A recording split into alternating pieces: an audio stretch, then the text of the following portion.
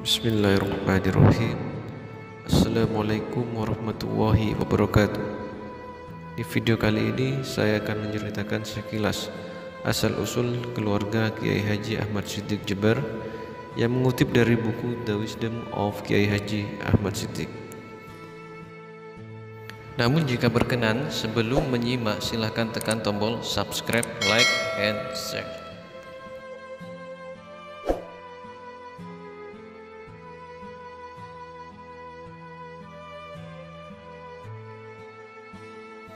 Langsung saja pada bagian 1, selintas sejarah hidup Kiai Haji Ahmad Siddiq.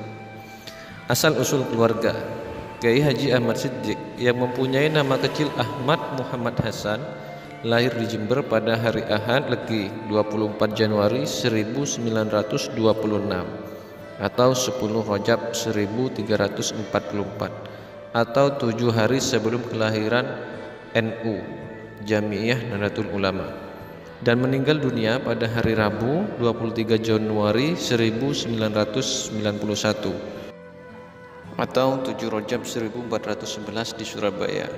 Kiai Ahmad Siddiq adalah putra bungsu Kiai Muhammad Siddiq dari istri keduanya, yaitu Nyai Hajah Zakiyah atau Nyai Maryam binti Kiai Haji Yusuf. Kiai Haji Ahmad Siddiq merupakan putra ke-25 sekaligus anak bungsu dari pendiri Pondok Pesantren Islam As-Siddiqi Putra atau yang disingkat ASTRA.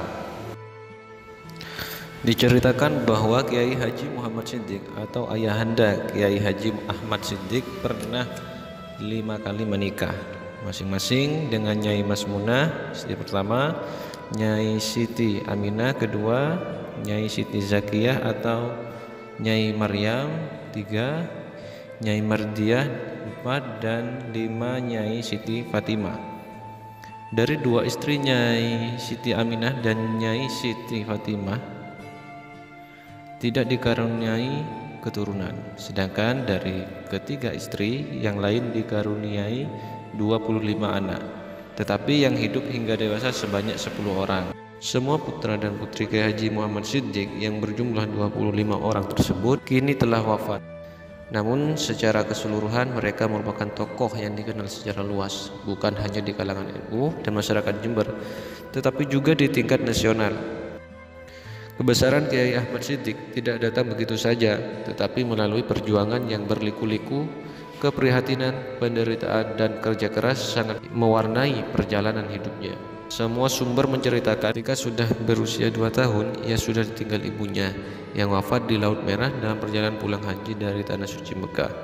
Sesuai tradisi pada masa itu, jenazah orang yang menjemput maut di atas kapal laut ditenggelamkan ke dasar laut, sehingga jenazah Nyai Maryam pun ditenggelamkan ke laut dalam balutan peti mati. 7 tahun kemudian ayahnya tutup usia ketika Ahmad Siddiq belum genap berusia 10 tahun. Sejak itu kakaknya Mahfud Siddiq mendapatkan tugas untuk membesarkan Ahmad Siddiq. Dari pengasuhan inilah Kiai Ahmad Siddiq banyak mewarisi sifat dan karakter sang kakak. Perjalanan hidup Kiai Ahmad dimulai dari bawah. Saya pernah menjual baju-baju di pasar, begitu kenang beliau.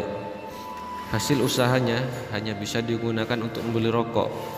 Namun keadaan hidup yang serba memprihatinkan dan sederhana tidak menghalangi jalan takdirnya untuk menikah. Pada 23 Juni 1947 ia mempersunting seorang gadis bernama Solihah asal desa Mangunsari, Tulungagung, Jawa Timur. Akan tetapi ia menikah tidak sebagai orang kaya sebagaimana ungkapannya. Jangankan membiayai pernikahan, untuk ongkos ke Tulungagung saja saya pinjam uang 200 rupiah. Pada awal perkawinannya, Kiai Ahmad masih merasakan masa-masa yang sulit. Namun perlahan tapi pasti nasibnya mulai membaik ketika ia menjadi penulis pribadi gurunya, yaitu Kiai Haji Wahid Hasyim yang menjabat Menteri Agama pada saat itu. Masuki tahun ke-8 perkawinannya, ia dirundung kesedihan mendalam dengan wafatnya istri tercinta pada tahun 1955.